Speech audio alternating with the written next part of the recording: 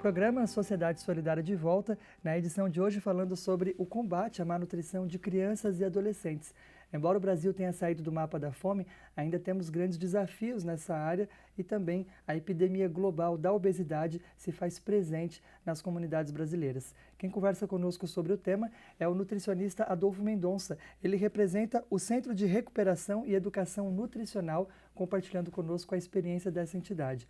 Bom, no bloco anterior, a gente já falava a respeito, por exemplo, do acesso cada vez mais facilitado a produtos industrializados, tantas questões que têm levado as famílias, especialmente as de baixa renda, a conviver com esses problemas na área da nutrição.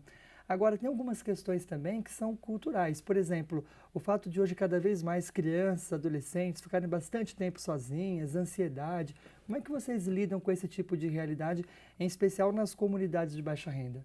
Então, esse é um grande fator também que aí auxilia, vamos dizer, o aumento da obesidade. Não só a questão do acesso, da alimentação, aquilo que se ingere, aquilo que se come, vamos dizer assim, mas também alguns aspectos psicológicos, né, como a ansiedade, a criança que fica sozinha em casa enquanto os pais estão trabalhando. Então, isso vai gerando questões aí, né, vamos dizer assim, psicológicas, que as crianças acabam cometendo excessos, né? Então, existe isso. E o CREM trabalha nessa questão também com grupos, com os adolescentes que participam, né, do tratamento no CREM, e aí é realizado os grupos com eles, trabalhando a questão da atividade física, o desenvolvimento deles, o autoconhecimento, o corpo, por conta até mesmo para combater um pouco o sedentarismo.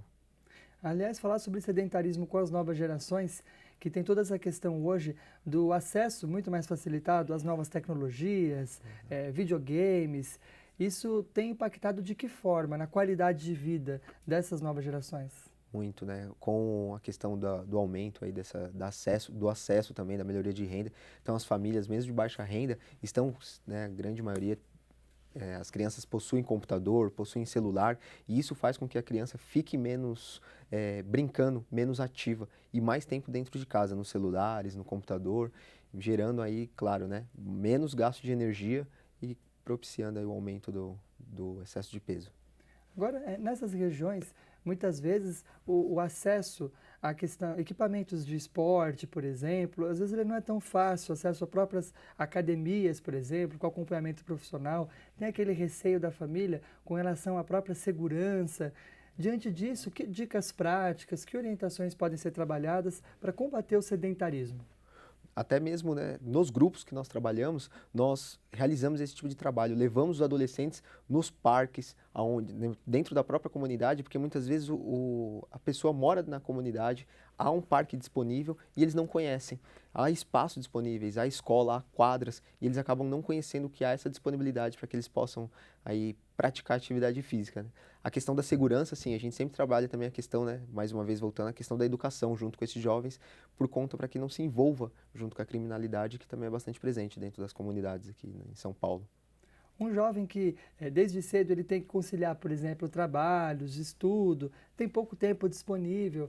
Quais são as orientações que vocês dão para que, ainda assim, ele permaneça ativo?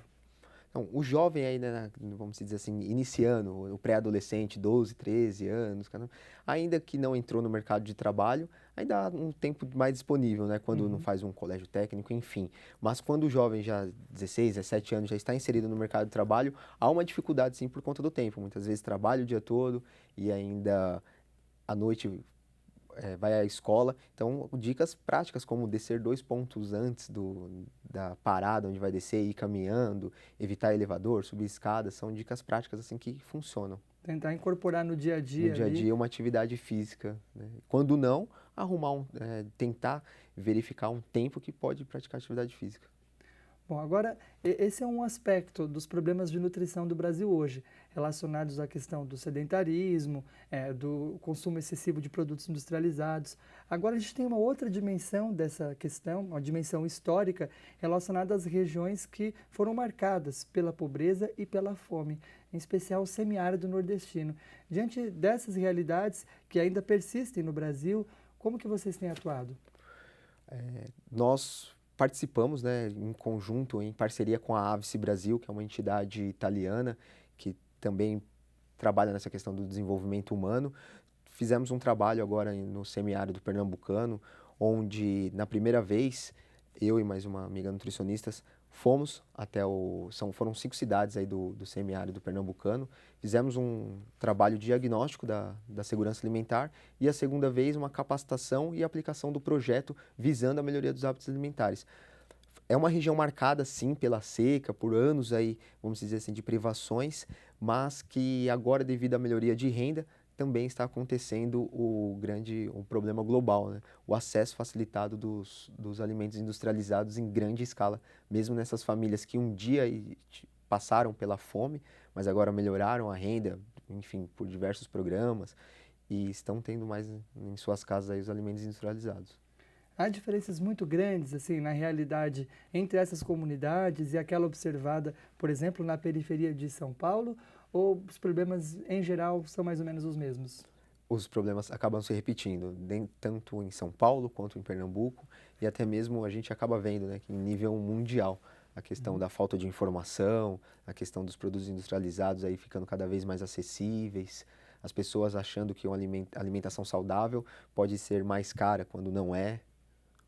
Bom, a partir da própria experiência do CREM, que dicas você traria para quem está nos acompanhando, que é pai, mãe, educador, trabalha numa organização voluntariamente ou profissional e lida no dia a dia com esse desafio que é o de você modificar hábitos alimentares com crianças, com jovens? Qual seria a sua principal recomendação?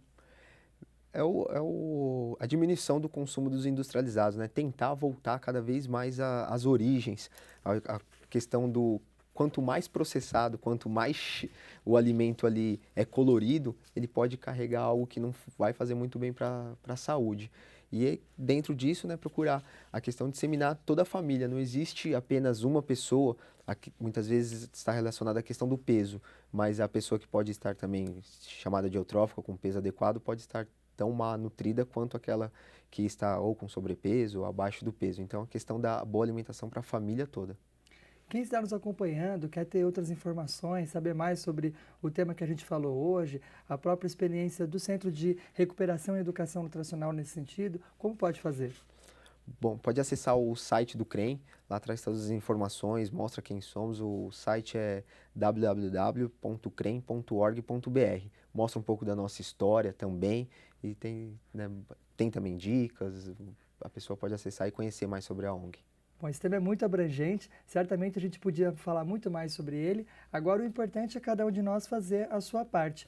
Afinal, nós temos responsabilidade também com aquilo que ingerimos diariamente. O criador do programa Sociedade Solidária, o jornalista Paiva Neto, diretor-presidente da LBV, num artigo seu intitulado Armagedon à Mesa, alerta a respeito desse risco que nós temos quando ingerimos muitas vezes alimentos contaminados por agrotóxicos, hormônios e tantas substâncias nocivas à nossa saúde, convocando a população à reflexão a respeito de como podemos mudar os nossos hábitos e mesmo alguns sistemas para melhor. A respeito disso, ele conclui: todos os problemas têm solução quando os seres humanos realmente se dispõem a resolvê-los.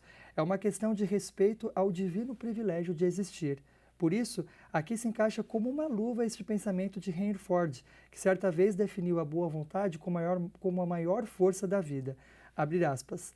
Os tempos de riqueza não nascem por acaso, surgem como resultado de muito esforço e pertinácia. Fechar aspas. E com essa mensagem que nos convoca a termos boa vontade, para podermos ser pertinazes mesmo na mudança de hábitos, que exige-se muita perseverança, é que nós encerramos mais essa edição do programa Sociedade Solidária. Agradecendo a você também, Adolfo, pela sua presença, abrindo para suas considerações finais. Eu que agradeço o convite, né, ao programa Sociedade Solidária, a todos que estão nos acompanhando aí, para que a gente possa cada vez mais disseminar essas informações das boas práticas alimentares, cada vez mais que a educação nutricional possa atingir os lares das pessoas. Sim. E o programa de hoje fica por aqui. Hoje conversamos com o nutricionista Adolfo Mendonça, do CREM, o Centro de Recuperação e Educação Nutricional. E esse tema, o combate à má nutrição no país, a epidemia da obesidade, ele é muito abrangente e nós voltaremos a falar sobre ele em futuras edições. A você, o nosso muito obrigado pela audiência e até o próximo Sociedade Solidária.